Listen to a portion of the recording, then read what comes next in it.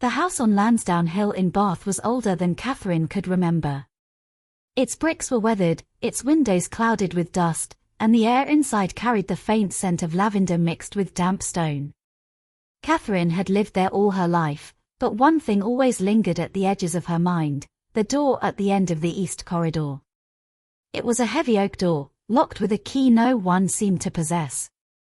As a child, she had asked her parents what lay behind it, but they always offered the same evasive smile and told her it was nothing but storage. Over time, Catherine forced herself to stop asking. Now at 27, she wandered the house alone. Her parents had moved abroad, and the silence of the hallways pressed against her ears. It was then she noticed how the locked door seemed to call to her, as though the shadows beneath it whispered her name. That evening, while sorting through her grandmother's belongings, she discovered a small iron key wrapped in yellowing lace. Her heart raced. Could it be? The metal felt cold and strangely heavy in her hand. Catherine walked slowly towards the east corridor, her footsteps echoing in the silence. She stopped before the forbidden door, the key trembling in her grasp. For a long moment, she hesitated, her breath shallow. Then, with a quiet click, the lock gave way. The door creaked open, revealing a room shrouded in dust and darkness. And inside, upon an old wooden desk, lay a box tied with faded ribbon, waiting as though it had been expecting her. The room was colder than the rest of the house. Dust hung in the air like a veil, and each breath Catherine took carried the taste of age and neglect. She stepped inside carefully, as if trespassing in a place where time itself had stopped. The box on the desk was small, its ribbon frayed and fragile. Catherine's fingers hesitated before untying it. As the lid creaked open, a faint scent of dried roses escaped, along with a bundle of letters bound together by twine. The handwriting was elegant, written with deliberate strokes in faded ink. The first letter began with the words, "To my dearest Isabel, though you do not choose this life, you must endure it for us all." Catherine froze. Isabel, that had been the name of her great-grandmother, the woman spoken of only in fragments at family gatherings. She sat down at the desk, brushing away the dust as she read. The letters spoke of an arranged marriage forced upon Isabel to save her family from ruin. A union to a man of wealth, but little kindness. Beneath the words lingered sorrow, and something else, anger at a fate she could not escape. The more Catherine read, the stronger the unease grew. These were not the romantic keepsakes of a bygone era. They were confessions, desperate pleas hidden away in a locked room. One letter even hinted at betrayal within the family itself. Her hand trembled as she placed the last letter back into the box. Suddenly, the floorboard beneath her chair creaked, as though someone else stood in the shadows of the room. Catherine turned sharply, her pulse quickening. The doorway was empty, yet she could not shake the feeling that the house itself had begun to listen. That night, Catherine could not sleep. The letters replayed in her mind, each word echoing with a weight she could not ignore. The image of Isabel, her great-grandmother trapped in a loveless marriage, haunted her. What unsettled her most was not the sadness, but the hints of deceit. The letters spoke of someone close who had conspired against her. Unable to rest, Catherine wrapped a shawl around her shoulders and returned to the east corridor. The air was colder, as though the house itself disapproved of her intrusion. She stepped back into the locked room and lit a candle, its flame trembling in the draught. She searched the shelves, the drawers, every corner. Hidden beneath a loose floorboard, she discovered another bundle of papers. Unlike the first set of letters, these were more frantic, written in hurried strokes. One line made her blood run cold: "If he learns the truth, we are all undone. The child must never know." The candle flickered violently, almost as if the words themselves disturbed the air. Catherine's throat tightened. What child? What truth had been hidden away? She folded the papers quickly, slipping them into her coat. At that moment, she thought she heard something, soft, almost like a woman's voice sighing in the corner. The sound was faint, yet unmistakable. Catherine turned, holding up the candle, but the shadows remained still. No one was there. Only the silence, deep and watching. Her hands shook as she locked the door once more and stepped back into the corridor. Yet even as she walked away, she could feel it, that presence following just behind her, as if the house itself had chosen not to let her go. Morning light filtered through the tall windows, but it brought Catherine little comfort. The words from the hidden papers clung to her thoughts. The child must never know. She could not shake them off. They seemed to weave themselves into every shadow of the house. She walked slowly down the grand staircase, her hand trailing along the polished banister. At the bottom hung portraits of her ancestors, painted faces staring out with eyes that seemed to follow her. One in particular caught her attention, a young woman in a pale gown, her expression solemn, her gaze steady. Catherine moved closer. The brass plaque beneath the frame read Isabel Whitcomb, 1894 to 1932. Her great-grandmother.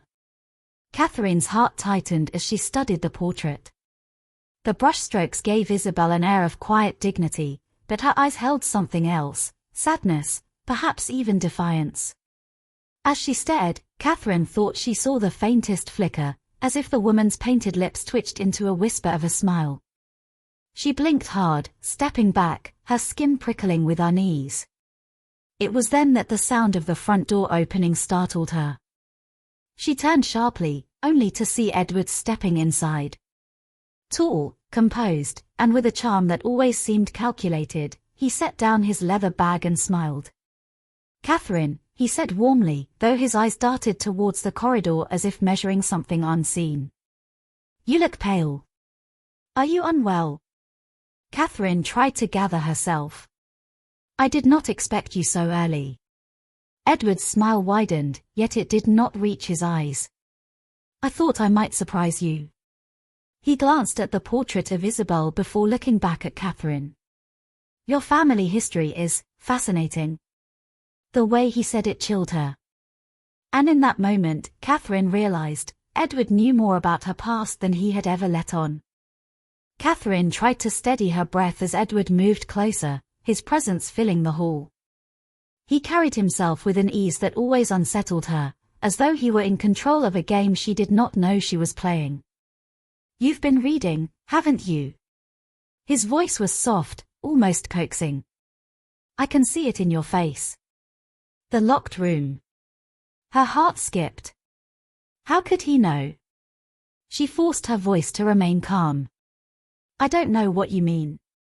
Edward gave a short laugh, though there was no amusement in it. He leaned closer, his eyes narrowing. "Your family's past isn't buried, Catherine." "Not really. Some truths can never stay hidden." She stepped back, her gaze darting towards the east corridor. "What do you know of Isabel?" she asked quietly. "Enough," he replied. "Enough to know her choices shaped everything that followed. Enough to know why your parents never spoke of her." His eyes gleamed, as if he savored the advantage of knowledge. Catherine's hands clenched. The letters in her coat felt like burning embers against her skin. She wanted to confront him, to demand answers, but something held her back. There was danger in his certainty, a coldness beneath his charm. Edward tilted his head, studying her. "You've always trusted me, haven't you?" His smile curved, faint and unsettling. "I hope that trust doesn't break when you discover the whole truth." Before she could reply, the lights above flickered, casting the hall in brief shadow. Both of them looked up, but Catherine knew, deep inside, that it wasn't just a fault in the wiring. The house itself was stirring, restless with secrets that refused to stay silent. That night, Catherine could no longer ignore the pull of the locked room. She waited until Edward retired, claiming fatigue from his journey, before slipping quietly down the corridor. Every creak of the floorboards felt louder in the silence, yet determination urged her on. Inside the room, the candlelight revealed the box of letters just as she had left them. But her gaze kept returning to the floorboard she had pried open earlier. Kneeling, she pressed her hands against the edges and lifted. Beneath the loose plank lay something she had not noticed before, a small leather-bound journal, its cover worn and cracked with age. Her fingers trembled as she opened it. The handwriting was Isabel's, though rougher, as if written in secrecy. Page after page revealed a life of despair and confinement, but also hidden passion. Isabel had loved another man, one she could not name. Her marriage had been a prison, and her only freedom had been in the stolen words she poured into these pages. Then came a passage that made Catherine's chest tighten. I carry within me a truth he must never know. The child is not his. Should this ever come to light, it will destroy us all. Catherine's breath caught. A forbidden love. A child born of it. And if the dates matched, that child might have been the beginning of Catherine's own bloodline. Her pulse raced. The shame of Isabel's secret had been locked away for decades, and yet here it was, lying in her hands. The candle flickered violently again, and a sudden draft swept across the room. The journal's pages turned of their own accord, fluttering until they stopped at a final, unfinished entry. The ink trailed off as though Isabel had been interrupted. Behind her, the door creaked shut. Catherine spun round, clutching the journal to her chest. But no one stood there, only the sound of the latch sliding into place. She was locked in. The room grew colder with each passing second. Catherine clutched the journal tightly, her breath misting in the dim candlelight. She rattled the door handle, but it would not budge. The lock had sealed itself, as though the house wanted her inside. Her heart pounded. She pressed her back against the wall, listening. At first there was silence. Then, faintly, came a sound, a whisper, fragile as breath, yet clear enough to stir every nerve in her body.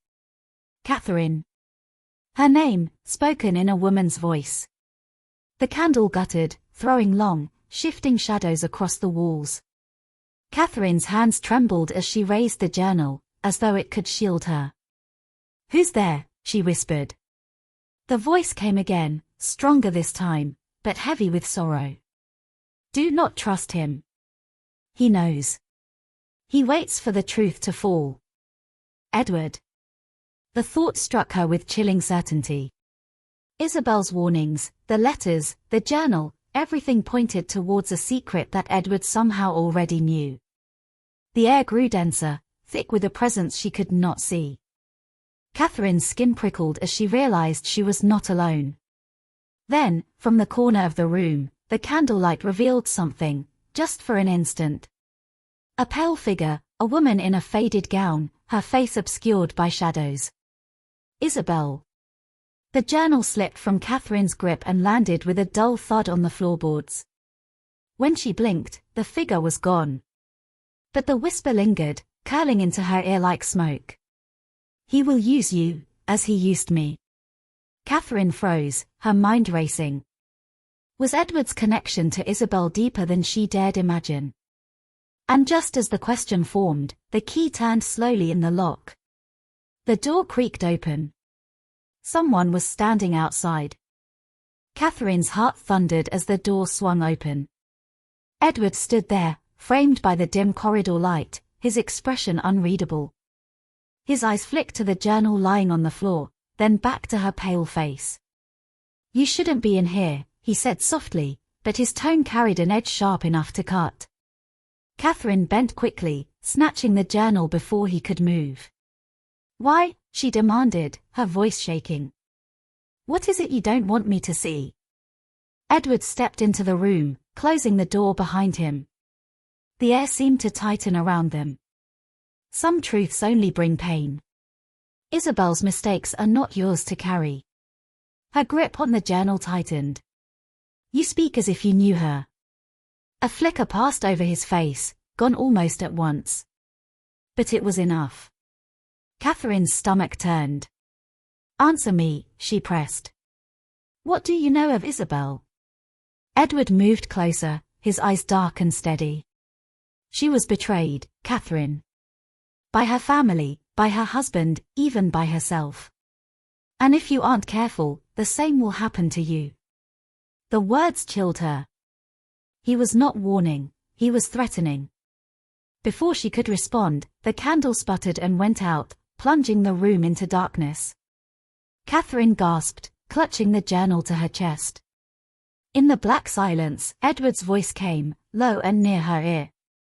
"Give it to me. You don't know what you're holding." Her fingers curled tighter around the book, even as fear surged through her. The journal pulsed in her hands as though alive, and she knew, if she let him take it, the truth of Isabel's story would vanish forever. But she also knew Edward would not ask again.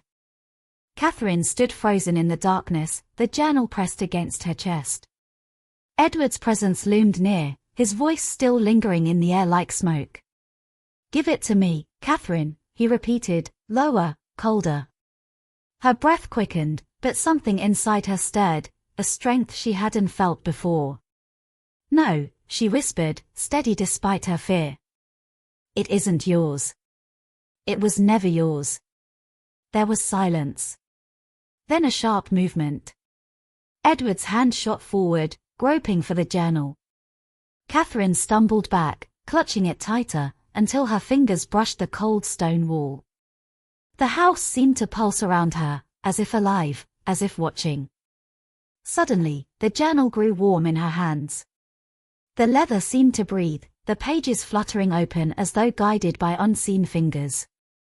A light, faint yet steady, glowed from the words Isabel had written. Edward cursed under his breath. "Don't you see? It will ruin everything." Catherine's eyes scanned the final lines of Isabel's unfinished entry, now glowing with clarity. "The child must know the truth. My bloodline is not his. And one day, she will return to uncover it." Her throat tightened. Isabel hadn't just written for herself. She had written for Catherine. The air thickened, and then Catherine heard it again, the voice she had heard in the dark. "Isabel. Clear, strong, undeniable. Do not fear him. The power is in your hands. And what I could not." The journal's glow spread through the room, pressing Edward back. He shielded his face, his composure shattering. "You don't understand what you're doing," he shouted. But Catherine did. She finally did. She held the journal high, the words blazing brighter, and with a cry, she spoke, "Your hold ends here." A deafening crack split the air. The walls shook, the door burst wide, and Edward was flung backwards into the corridor. His scream echoed once, then silence swallowed it. Catherine fell to her knees, the journal still glowing softly in her hands. The house grew still again, the weight of generations finally lifting. She looked down at the final page, the light fading into calm ink. The last words glimmered before vanishing, "She will be free." Catherine closed the journal gently, tears filling her eyes. Isabel's secret had been revealed, and with it, the curse of silence broken. When she rose, the dawnlight was creeping through the windows. The locked room stood open, no longer a prison. The house no longer groaned with secrets.